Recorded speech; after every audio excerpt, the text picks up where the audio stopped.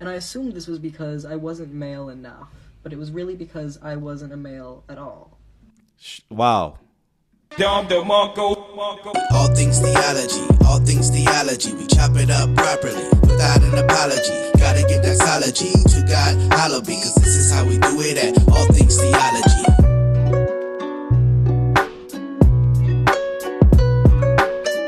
Make sure you're liking this video, guys. Like this video. We're going to continue on because I have a question. Because in the context of trans people, this is something that kind of gets swept under the rug. It gets dismissed. And these are the people that are acted as if they don't exist. They're belittled. They're shamed and mocked. Right? And that is the people who detransition. Yes. Detransition. I'm going to play a video here in a second. You know, detransitioners are kind of the, elephant in the room, right? These are the people that experienced gender dysphoria, many of them. And they said, hey, no, this is a lie. They got the surgeries. They did all the things they told that will make them happy, only to, wait, hold on. This actually doesn't make me happy, right? Well, let's play a video.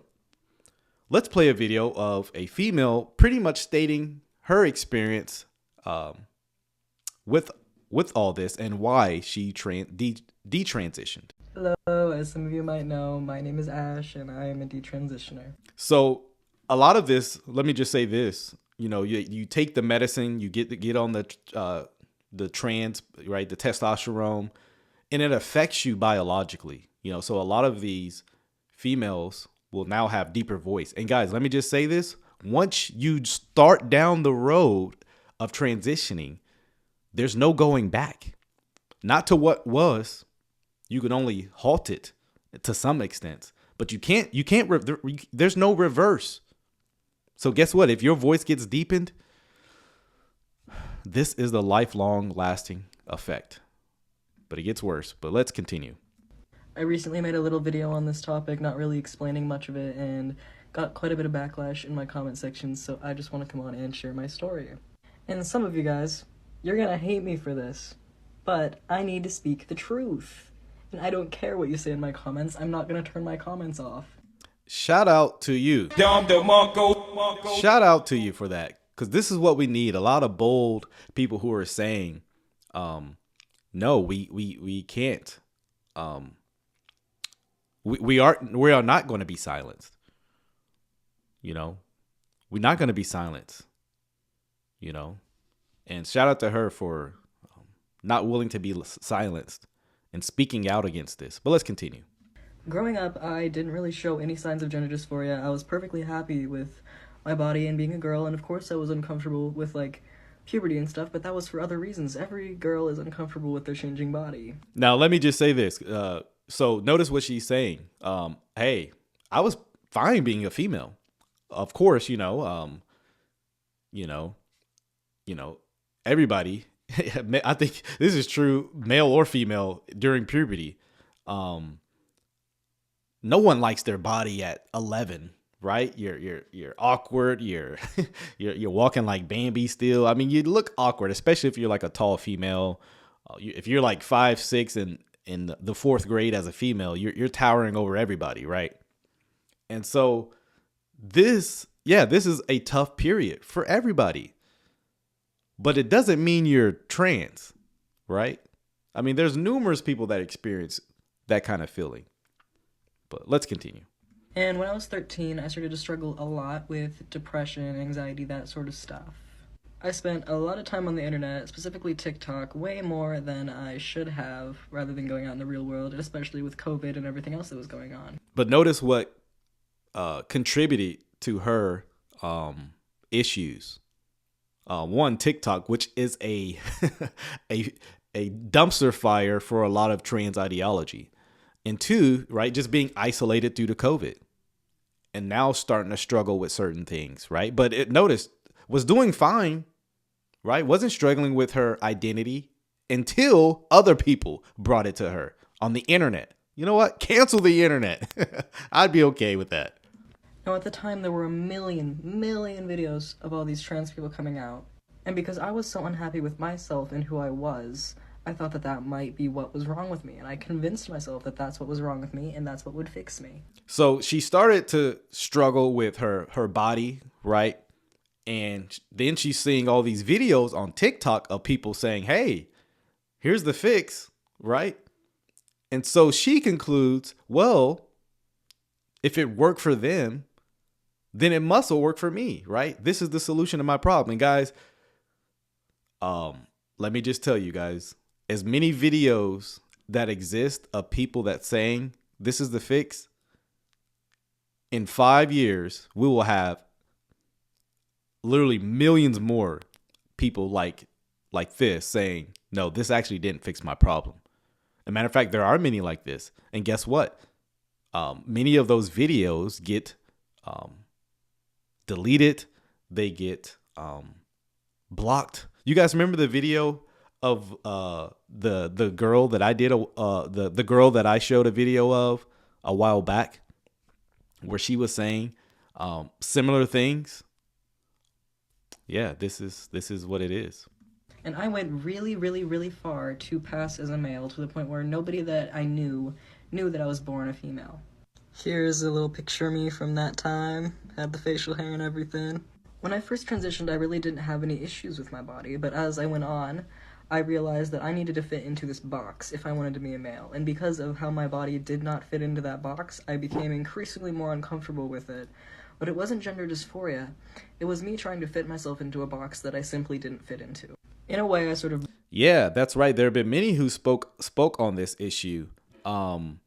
Joy Maza, that's the name that I'm just trying to think of, who spoke of this issue saying, hey, I experienced this similar, right? Where I tried to be a boy, right? I tried to walk like a boy, talk like a boy, be a boy. And it was exhausting, right? Because she was like, I'm not a boy. Though I look like it, I can't act like, I can't do boy. I can't. This is another person experiencing the same thing. The exhaustedness of, let's be real, being fake, right? You are who you are. And here you are trying to disrupt this. And yeah, it is exhausting not being who you really are. You know, just try this with your voice, right? Try this with your voice, right? It is exhausting trying to speak somewhat differently for hours on end. Imagine doing that as well as walking a certain way for literally the rest of your life. Yeah, it would be quite exhausting. brainwashed myself into thinking that I had gender dysphoria. And naturally, this brought me into a really bad place mentally, where I started struggling with drugs, self-harm, suicidal ideation, all that stuff. And so to fix the issue, what did she do? Try to self-medicate by drugs, having suicidal thoughts. And guys, let me just say this. The LGBT community, especially the trans community, have higher suicide rates than just about any community or group that exists. And it's not because of bullying. But you talk to many of them, they express the same kind of thoughts that she is expressing. Well, it's like, man, I'm still struggling with my identity. I was told, right, quote unquote, this is what many of them expressed. I was told I'd be happier, more free. My true self will be able to come out and flourish. They get sold these bag of goods only to realize that it's all a lie. Many of them don't feel more happier. Matter of fact, many of them have actually health risks now, right? Where they get the bottom surgery and top surgery and more susceptible to health problems. The life expectancy is, drastically reduced. And they say we aren't the ones who care. We aren't the ones that care. No, anyone who supports this isn't caring for this person. One, they're willing to lie to them, right? They're willing to lie to them, all for this fake reality. And I assumed this was because I wasn't male enough, but it was really because I wasn't a male at all. Wow. Look at that. She says, I was feeling exhausted because I thought I wasn't being male enough, when the real reality was I wasn't male at all. So true. She was trying to be something that she was not. And that was the exhaustion. Wow. Fire. I got on testosterone when I was 15 years old. And the thing that I think is... Notice, it was put on testosterone medication when she was 15 years old.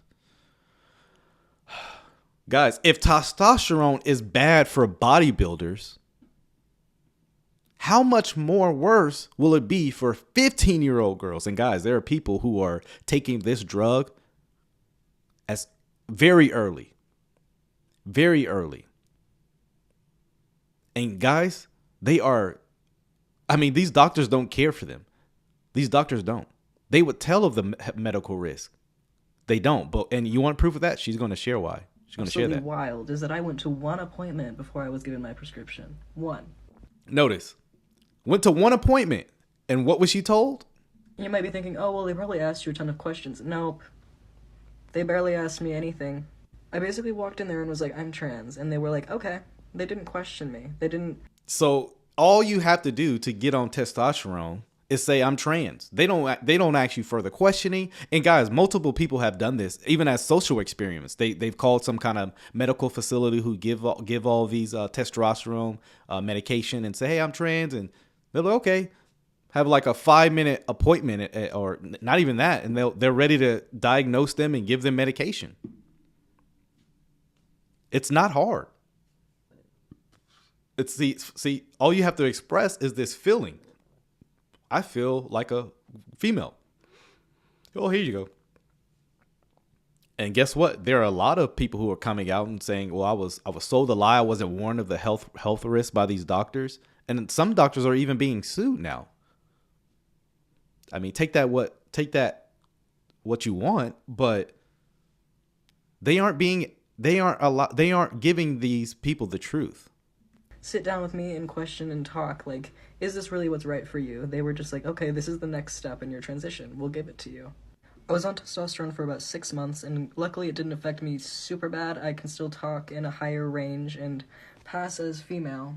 Of course, there's a lot of changes that are permanent that I'm going to have to live with for the rest of my life. Notice there's no reversal. There's no reversal once you start this. I mean, thankfully, this female wasn't on this for 5-10 years, didn't get any surgeries. Otherwise, this would be a lot worse of an issue. About 2 years of living as a male, I realized I was wrong. But I didn't come out about that right away. I stayed living as male for another year before I really finally decided that I needed to do this. So notice what she's saying. So a year into it, she realized, hey, I'm not really a male. Or 6 months, very early, realized I'm not actual male. But kept living this lie. Yeah, because, hey, I just got to. It was one of the most scary things that I ever did. I've faced so much backlash. I've found it that people are so quick to accept trans people, but so quick to criticize detransitioners. That's very true, right? That is very true. You come out trans, the world celebrates you. Oh, what a hero. Put him on the magazine. Put him on this, right? You get celebrated from the world. You come out as detransition, there's not one one news group that celebrates the trans absurdities that goes and celebrates them for living their truth. It is totally one way. She's absolutely right with this. You get celebrated if you affirm this. But you get humiliated and shamed for coming out as trans. Double standard for sure. Once I detransitioned, all my mental problems were gone. I'm happy. That was my issue. The fact that I'd convinced myself that I was a dude. Look at that. It's like once I actually started living who I truly am, I didn't have all the anxiety, depression, suicidal ideations, and all that. Would you look at that? It's almost like she was doing what she's created to do. Very interesting, right? Yo, guys, thank you for watching this video. If you enjoyed what you heard here today, why don't you go and leave me a like? Subscribe to the channel if it's your first time here. Hit that notification bell. I promise to give you weekly content, lives, interacting, exposing false teachers, showing you my theological beliefs and what I believe the Bible teaches. So if you're here for that, go on and join us.